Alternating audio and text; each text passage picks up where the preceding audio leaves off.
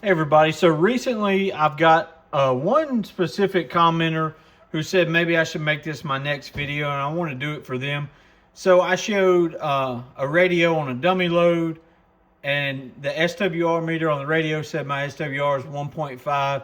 I'll put the comment right here. This individual said that only a ham would need an SWR meter or a antenna tuner for their dummy load, which I thought was, number one, rude, but I don't guess it really matters what I think. I just wanted to show that sometimes the meters on the radios can be wrong. This is the same setup I was using. There you can see the dummy load and the usual power meter that I use. Now I will mess this up intentionally.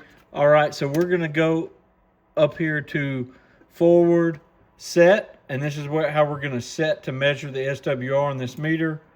And you can see with the radio we're using, we are somewhere not quite getting where we need to be. So you want to key down on the radio and you want to turn the knob to where you get it set.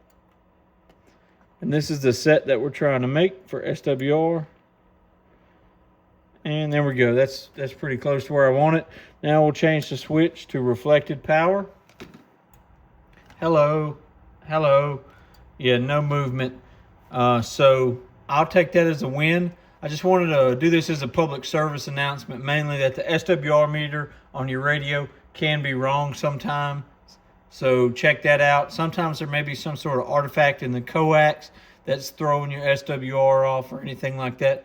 But there you go, guys. Easy amateur radio right there. Just wanted to share that out. Can't wait to share the video that I'm working on right now. Just wanted to drop this for y'all. 73.